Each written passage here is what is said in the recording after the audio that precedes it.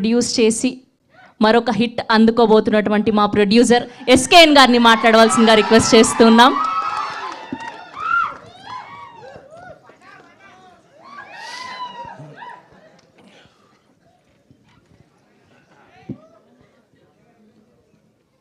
అరిచేది ఉంటే ఇప్పుడు అరిచేయండి, మళ్ళీ స్పీచ్ మధ్యలో అరిస్తే ఫ్లో పోతుంది.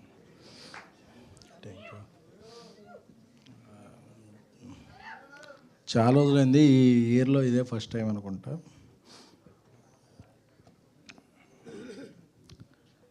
నాకు త్వరగా సినిమాలు తీసేయటం ఆ కాంబినేషన్లో పెద్ద అలవాటు లేదు. 2012లో ఈ రోజుల్లో తీసాం ప్రొడ్యూసర్గా. 2018లో ట్యాక్సీ వాలా చేసాం. 2023లో బేబీ చేసాం. మళ్ళీ 2026లో చెన్నై లవ్ స్టోరీ. మధ్యలో కో ప్రొడ్యూసర్గా అలా బలిబిలమగాడే, ప్రతిరోజు పండుగ, మహానుభావుడు ఇవన్నీ చేసిన. నిర్మాతగా నేను ఎందుకంటే ఎక్కువ సినిమాలు చేయాలంటే నాకు భయం. ఎందుకంటే కాంబినేషన్ నమ్మాలా లేకపోతే తెలియదు. నాకు నా బ్రెయిన్లో స్ట్రైక్ అయ్యేది ఒక కథే.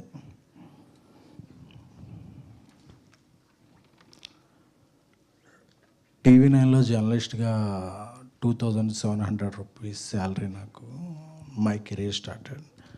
నన్ను ప్రొడ్యూసర్గా చేసిన దర్శకుడు మారుతి గారు,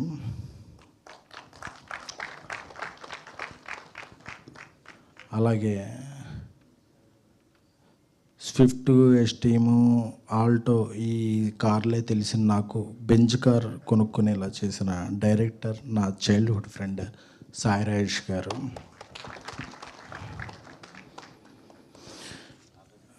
బిజినెస్ మ్యాన్లో ఒక డైలాగ్ ఉంటుంది. మహేష్ బాబు గారు వచ్చి మాట్లాడుతుంటే సాయి షిండి గారు పక్కన ధర్మవరం సుబ్రహ్మణ్యం చూసి ఒక్కడనే మాట్లాడాలిగా అంటే వర్డ్ లేకుండా నేను ఏది మాట్లాడను విన్ను అంటారు. అలాంటిది నా తమ్ముడు Ravi Namburi. From these 3-4 years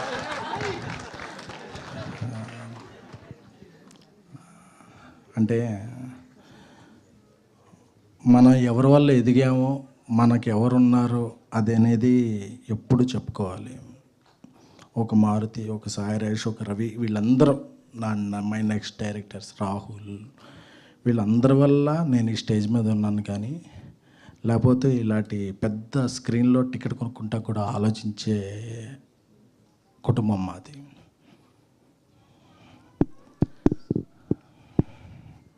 2023 July 13th evening baby premieres జరిగినాయి. బేబీ చాలా పెద్ద బ్లాక్ బస్టర్ అయింది. ఎమోషన్ డామినేట్ చేసేది. మైకిల్ ఇసిరేయటం, చొక్కలు ఇప్పేయటం, రకరకాలుగా ఉండేది. అంటే కోతి కొబ్బరికాయ దొరికినట్టు తెలియదు. ఎప్పుడూ అక్కడ ఉండేవాళ్ళం, మనం ఇక్కడ ఉండేవాటికి ఒక ఫీలింగ్ వచ్చేస్తుంది. తర్వాత ఏ సినిమా తీయాలో తెలియదు. బేబీని రీమేక్ చేయాలనుకున్నాం. దానికి కొన్ని అడ్డంకులు, వేరే లాంగ్వేజ్లో చేయాలంటే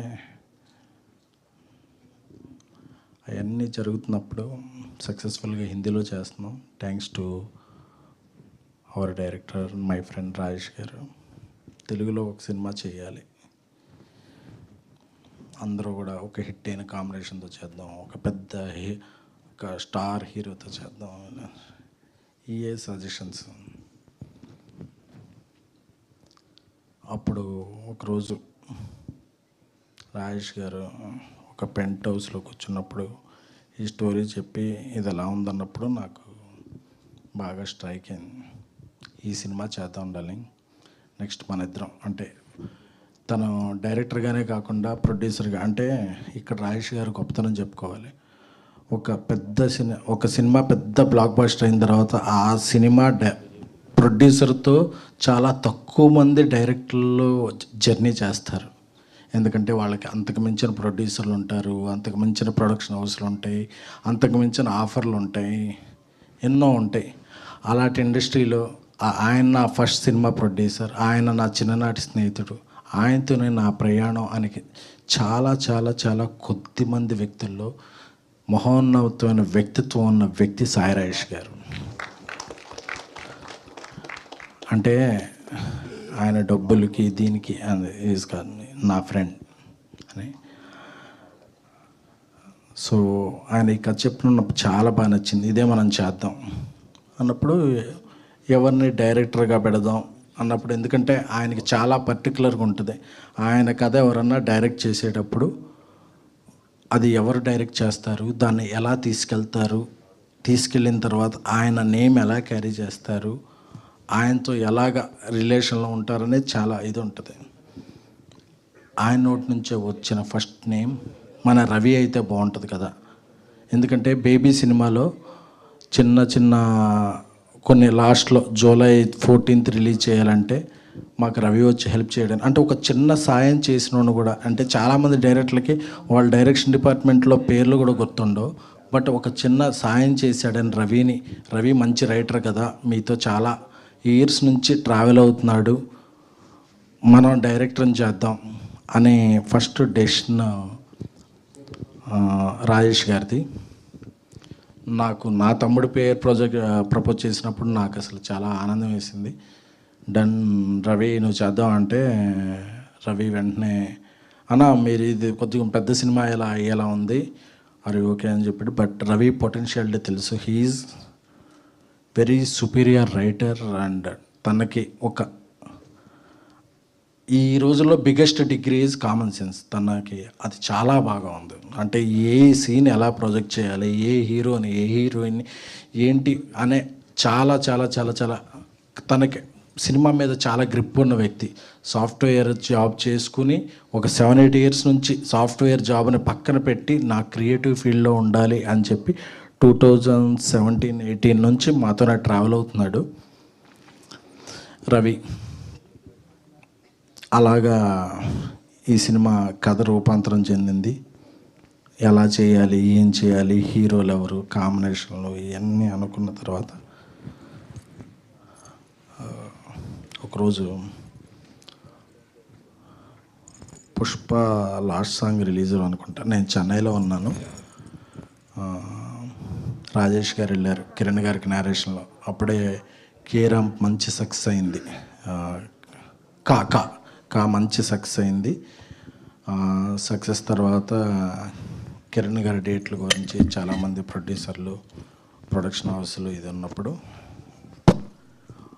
ఈ కథ విని ఆయన వితిన్ 1.5 hour 1 hour మనం చేస్తున్నాం భయ్య అని చెప్పి. ఎందుకంటే ఈ కథలో చాలా డెప్త్ ఉన్న కథ, చాలా హానెస్టీ కథ, అంటే చాలా లేయర్స్ ఉన్న కథ. ఆయనలో మాత్రం ఏ లేయర్స్ లేదు, ఒకటే లేయర్, మంచి కథ చేయాలి, మంచి సినిమా చేయాలి. వెంటనే ఓకే చేశారు. నాకేంటంటే కిరణ్ గారిలో ఆ వ్యక్తిత్వం నాకు బాగా నచ్చింది. ఎందుకంటే ఆయన ముందు నా స్నేహితుడు ఒక సినిమా చేశాడు వినరా భాగ్యం, అలా అప్పుడు కొంత పరిచయం ఉన్నప్పటికీ ఆయన వెంటనే ఈ కథలో ఉన్న పొటెన్షియాలిటీని, డెప్త్ని ఆకలింపు చేసుకుని వెంటనే ఓకే చెప్పడం నాకు చాలా నచ్చింది. అలాగే ఈ సినిమాకి చాలా చాలా మ్యూజికల్ ప్రజెన్స్ ఉంటుంది. రాజేష్ గారు రాసే ఏ స్క్రిప్ట్కైనా చాలా మ్యూజికల్ డెప్త్ ఉంటుంది. ఎవరి మ్యూజిక్ వెళ్దాం అన్నప్పుడు ఒకరోజు మణిశర్మ గారు అయితే మణిశర్మ గారు అంటే నా కాలేజీ రోజులు గుర్తొచ్చాయి. అప్పట్లో చిరంజీవి గారి పాటలు రిలీజ్ అయినప్పుడు రాత్రి 2-2:30కి మేము వెళ్ళి బస్ స్టాండ్లో వెయిట్ చేసేవాళ్ళం. ఆ కార్టూన్స్ వస్తే అవి తీసుకుని వెంటనే ఆ బస్ స్టాండ్లో ఉన్న పాన్ షాప్లో అది ప్లే చేసేవాళ్ళం. పొద్దున్నే 9ంటికి అన్ని షోరూమ్స్ తెరుస్తారు, కానీ రాత్రి అంటే మా ఫ్యాన్స్ జీవితం ఎలా ఉండేదంటే రాత్రి 2-2:30కి అది ఏ ఫ్యాన్ అయినా సరే, చిరంజీవి గారి ఫ్యాన్ అవని, బాలకృష్ణ గారి ఫ్యాన్, నాగార్జున, వెంకటేష్, ఎవరి ఫ్యాన్ అయినా సరే రాత్రి 2-2:30కి మ్యూజిక్ స్టోర్స్లోకి వచ్చే క్యాసెట్స్ బస్ స్టాండ్కి వస్తే అది ఒక క్యాసెట్ తీసుకుని ఆ స్టోర్లో ప్లే చేస్తే అప్పుడు ఆహా అనేది. అప్పుడు మణిశర్మ గారు నేను ఫస్ట్ విన్న పాట సారీ సారీ సారీ అని బావగారిలో ఉన్న, సార్ థ్యాంక్ యూ మీరు సారీ అన్నారు, కానీ అప్పటి నుంచి ఇండస్ట్రీ మీకు థ్యాంక్ యూ సార్. నాకు మణిశర్మ గారు అనగానే నాకు బల్బులు పగిలిపోయినాయి. ఇదేంటి మనం అప్పటి నుంచి ఆయనకి ఇది ఆయన సినిమా మనం చేస్తామా, ఆయన పేరు మణిశర్మ మ్యూజికల్ అని ఉండగా నేను ఎప్పుడో చూశాను. పెద్ద పెద్ద ప్రొడ్యూసర్లు వాళ్ళు ఉండగా మన పేర్లు ప్రొడ్యూసర్గా పడతాయా అని చెప్పి. ఎందుకంటే మణిశర్మ గారు ఈజ్ ద ఓన్లీయో తెలీదు, one of the what ever music director. ఆయన సాహిత్యం వినపడేది, ఆయన సన్నిహిత్యం కనపడేది మ్యూజిక్తో. పదాలు అన్నీ వినపడేవి, డ్రమ్స్ బీట్లకి. అంటే మా కాలేజ్ హుడ్ అంతా కూడా ఆయన పాటలకి డ్యాన్స్లు వేసుకోవటం 50 రోజు సెకండ్ షోలో, 100 రోజు సెకండ్ షోలో, మార్నింగ్ షో, బెనిఫిట్ షోలో గడిచిపోయింది. అలాంటి ఒక లెజెండరీ మ్యూజిక్ డైరెక్టర్ మన సినిమాగా చేస్తున్నారంటే చాలా ఎగ్జైట్మెంట్ అది. ఎందుకంటే ఆయన ఏం చేస్తారు అంటే చేస్తారా లేదా ఏంటి అని చెప్పి అందరూ ఆయన మణి శర్మ గారు అంటారు, కానీ మాకు హీజ్ మణి గాడ్. సో ఆయన కథ అనగానే ఆయన ఒక ఎక్సైట్మెంట్లో ఫోన్ చేసి, అబ్బాయి మనం ఈ సినిమా చేస్తున్నాం అని చెప్పి. ఎందుకంటే డేట్లు మాట్లాడలా, రేట్లు మాట్లాడలా, ఏం లేదు, ఒక మంచి సినిమా చేస్తున్నాం, నాకు చాలా రోజుల నుంచి ఒక లవ్ స్టోరీ చేయాలని ఉంది, ఇది చేస్తున్నాం అని చెప్పి వాళ్ళ ఇంటికి పిలిచి ఆ రోజు ఆయనే కుకింగ్ సెటప్ చేసి దోశలు వేసి పెట్టారు మాకు. అంటే ఆ రోజు తిన్న దోశ చాలా గుర్తుంది. ఎందుకంటే ఇది గుర్తుందా సాంగ్ కాబట్టి అది చాలా గుర్తుంది. సార్ మీకు తెలియదు మేము మీకు ఎంత ఫ్యాన్స్ అని. అంటే ఆయన ఒక అగ్ర హీరోకి ఎంత మ్యూజిక్ ఇచ్చేవాళ్ళో ఒక అప్కమింగ్ స్టార్కి కూడా మ్యూజిక్ ఇచ్చిన అదే చార్ట్ బస్టర్. ప్రతి సినిమాలో ఆయన సినిమా ఎదురున్న రోజు ఏదన్నా విషయాల వల్ల ఫెయిల్ అవ్వచ్చు, కానీ మణి గారు ఎప్పుడు కూడా హీఈస్ అ సక్సెస్. ఆయన ఎప్పుడు కూడా ఆయన బీజిఎం అంటే టక టక టక వచ్చేసేది, అంటే ఒక ఊపు వచ్చేసేది. చిరంజీవి గారే కాదు, చిరంజీవి గారి పిల్లడు బాల చిరంజీవి వచ్చినా ఆయన కొట్టే బీజిఎంకి దమ్ములు ఎదురై. సో నాకు మణిశర్మ గారి గురించి మాట్లాడాలంటే అసలు, సో అలాంటి మణిశర్మ గారి మన సినిమాకి మ్యూజిక్ చేస్తున్నారంటే ఒక మొదటి విజయం సాధించినట్టే ఫీల్ అయ్యాం. సో అలాగే ఈ సినిమాకి ఒక హీరోయిన్ పెట్టాలి, ఎవరిని పెట్టాలి అని నేను, రాజేష్ గారు, చాలామంది నార్త్, ఈస్ట్, వెస్ట్ ఇండియా హీరోయిన్లకి చెప్పాం. అది కమ్యూనికేషన్ ప్రాబ్లమో, ఎమ్యునేషన్ ప్రాబ్లమో వాళ్ళకి కన్వే అయ్యేది కాదు. చివరికి మన తెలుగు అమ్మాయి తమిళంలో విజయాలు సాధిస్తున్న గౌరీ ప్రియ గారికి, వారికి మొదటి నేరేషన్ చెప్పగానే ఫస్ట్ ఆ నేరేషన్ అవ్వగానే, that is the first narration, within 20 minutes చేసేస్తున్నాం అని చెప్పేసింది. అడ్వాన్స్ చెక్ కూడా ఆ రోజే కదా, ఆ రోజే. అంటే దానికి వేరే వాళ్ళతో చెకప్లు లేవు, వెంటనే చెక్ అయిపోయింది. అంటే ఆవిడకి అంత నచ్చింది. ఒకటే మాట అన్నారు, ఈ సినిమా చేయాలంటే మీకు దమ్ము ఉండాలి, ఈ సినిమాలో యాక్ట్ చేయాలంటే నాకు దమ్ము ఉండాలి, నాకు ఆ దమ్ము ఉంది, థ్యాంక్ యూ నాకు ఈ రోల్ ఇచ్చినందుకు అని చెప్పారు. అలాగే మా సింగిల్ కార్డ్ అనంత్ శ్రీరామ్ గారు, నా స్నేహితుడు బన్నీవాస్కి ఇంకేం కావాలని చెప్పిన, నాకు బేబీలో చార్ట్ బస్టర్ అయిన సాంగ్ ఇచ్చిన, ఏమి ఇచ్చినా సరే అనంత్ శ్రీరామ్ గారు మాకు చాలా సాన్నిహిత్యులు. ఎందుకంటే ఆయనకు ఒక కథ చెప్పగానే ఆయన చెప్పేస్తారు, మళ్ళీ కొట్టారండి అని చెప్పి. He is like family. ఈ సినిమాకి రాసిన పాటలు చాలా చాలా డెప్త్ ఉన్నాయి. అంటే అందరికి కూడా ఒక ఎగ్జైట్మెంట్ ఉంది ఈ సినిమా గురించి. ఏంటంటే ఒక హానెస్ట్గా సినిమా తీసినప్పుడు మాత్రమే ఆ ఎగ్జైట్మెంట్ రిఫ్లెక్ట్ అవుద్ది. సో మీరు ఈ చూసే ప్రతి ఫ్రేమ్లోనూ ఎగ్జైట్మెంట్ ఉంటుంది, ప్రతి సీన్లోనూ ఎగ్జైట్మెంట్ ఉంటుంది, ప్రతి డైలాగ్లోనూ ఎగ్జైట్మెంట్ ఉంటుంది. అలాగే ఈ సినిమాకి డానియల్ గారు మంచి, ఆయన ఇప్పుడు డాల్బీ, తెలుగులో తొలి Dolby cinema Chennai love story. ఎందుకంటే డాల్బీ సినిమాస్లో చేయాలంటే చాలా ఖర్చు అవుద్ది. అంత ఖర్చు అవ్వాలంటే ఒకరోజు రాజేష్ గారు డాల్బీ సినిమాస్లో చేస్తే ఎలా ఉంటుంది అని అడిగారు. అడిగితే బాగా ఖర్చు అవుద్ది కదా అన్నాం. బట్ లేదు, మనం చేద్దాం అన్న. ఒకటే స్క్రీన్ ఉంది 2 స్టేట్లో, ఒక్క స్క్రీన్ గురించి మనం ఇంత చేద్దామా అండి. రేపు స్క్రీన్స్ పెరగచ్చు, లేదా ఓటీటీలో చూసినప్పుడు ఈ క్వాలిటీ చూడొచ్చు అన్నారు. అప్పుడు అన్నప్పుడు నాకు ఐకాన్ స్టార్ అల్లు అర్జున్ గారి మాటలు గుర్తొచ్చినాయి. ఈ స్క్రీన్స్ పెట్టింది మేము లాభం గురించి కాదు, ఇండస్ట్రీ నుంచి ఏదైనా తిరిగి ఇవ్వటానికి అని చెప్పి. అప్పుడు నాకు అనిపించింది, బేబీ తర్వాత మనం తీసే సినిమా క్వాలిటీగా ఉండాలి, కానీ మనం ఏదో టికెట్ రేట్లు పెంచేసుకుని అలా లాభం గడించుకోవటం కాదు, ఒక సినిమాకి ఏదన్నా మనం పెట్టాలి అని. సో ఈ రేంజ్ సినిమాలకి డాల్బీ సినిమా అనేది చాలా ఇది. బట్ ఈ సినిమాని డాల్బీ సినిమాలోనే చేస్తున్నాం, ఎందుకంటే సినిమా అనేది మాకు ఫ్యాషన్ కాదు, ప్యాషన్. సో అందుకని చెప్పి ఈ సినిమాని డాల్బీ సినిమాలో చేస్తున్నాం. మీరు ఆ విజువల్స్ ఎంజాయ్ చేయొచ్చు. అలాగే ఎడిటర్ సంతోష్ నాయుడు గారు, అలాగే కష్టాల్లో సుఖాల్లో నాకు చాలా తోడున్న నా బ్రదర్ ధీరజ్.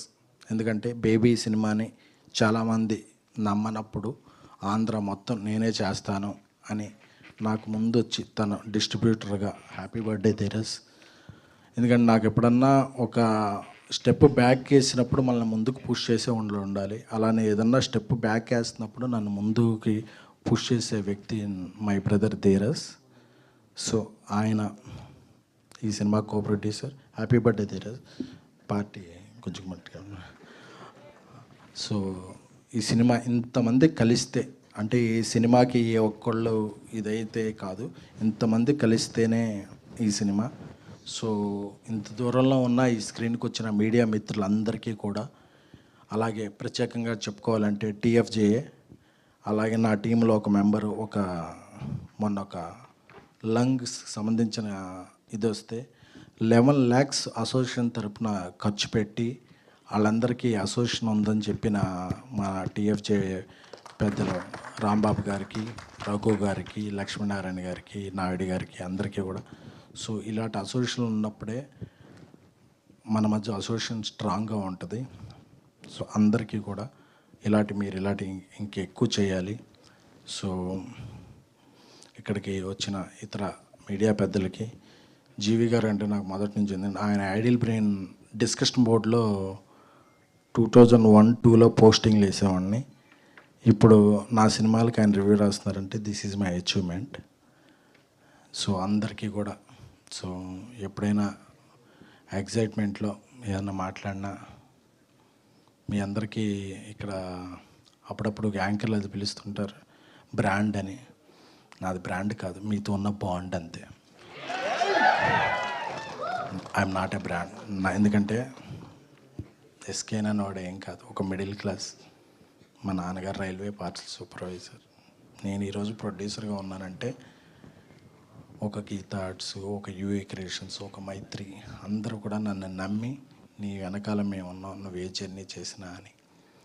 అలాగే నా వెనకాల directors and friends Maruthi, Rajesh, Ravi ఇలాంటి వాళ్ళు ఉండబట్టి నేను ఎక్కడ ఉన్నాను. కానీ లేకపోతే నేను చాలా సాధారణమైన వ్యక్తిని. నన్ను ఈ స్టేజ్కి తీసుకొచ్చిన అందరికీ, అలాగే నా సినిమాలు చూసి టిక్కెట్ కొని నన్ను ఇక్కడికి తీసుకొచ్చిన ప్రేక్షక దేవుళ్ళందరికీ. బికాస్ ప్రేక్షకులు లేకపోతే ఎవ్వరూ లేరు. They are not taken for granted, they are most wanted. ఓటీటీలో చూద్దాం అనుకుంటే ఎవ్వరూ లేం. అందుకే ఎప్పుడైనా ఎవరైనా నిర్మాతలు ఒక ప్రేక్షకుడి మీద ఇది మాట్లాడినా నాకు చాలా ఇదేస్తుంది. ఎందుకంటే థియేటర్కి వచ్చి సినిమా చూస్తున్నారంటే మీది డబ్బు కాదు, మీరు పెట్టే టైం. ఆ టైం ఎఫర్ట్కి ఈ సినిమా మీకు రెండింతలు వెళ్ళేటప్పుడు హాంట్ చేస్తానే ప్రామిస్ మాత్రం మా టీం తరపున నేను సవయనంగా చేస్తున్నాను. ఇది హానెస్టీ, నిజాయితీతో చేస్తున్నాను. చెన్నై లవ్ స్టోరీ 3 ఏళ్ల తర్వాత, అంటే నాకు వెంటనే సినిమాలు చేయడం మాకు ఎవ్వరికి రాదు. మనసు పెట్టి తీసిన సినిమా, కిరణ్ అబ్బవరం గారు నమ్మిన సినిమా. ఆయన కేరామ్ తర్వాత ఆయన సక్సెస్ స్ట్రీక్ని ఈ సినిమా కంటిన్యూ చేస్తని నేను బలంగా నమ్ముతున్నాను. ఇక్కడికి వచ్చిన అందరికీ కూడా అరుస్తున్న అందరికీ కూడా love you. Sravanthi is family. Baby cinema చేసేటప్పుడు డబ్బులు లేకుండా ఉన్నప్పుడు చాలామంది యాంకర్లు ముందు స్టేజ్ ఎక్కడానికి ముందే డబ్బులు అడిగేవాళ్ళు. ఆవిడ లేదండి మీ దగ్గర డబ్బులు లేవు కదా, మీకు సినిమా హిట్ అయితే ఇవ్వండి అని చెప్పి ఫ్రీగా నాకు ఒక 5-6 అంటే మనకేమీ లేనప్పుడు ఎవరున్నారో వాళ్ళని మాత్రం మర్చిపోకూడదు. Love you all. Thank you. Thank you SKN గారు, థ్యాంక్ యూ సో మచ్. ఈ సినిమా రిలీజ్ అయ్యి మీకు బోలెడన్ని డబ్బుల్ని సంపాదించి పెట్టాలని మనస్ఫూర్తిగా కోరుకుంటూ, ఎస్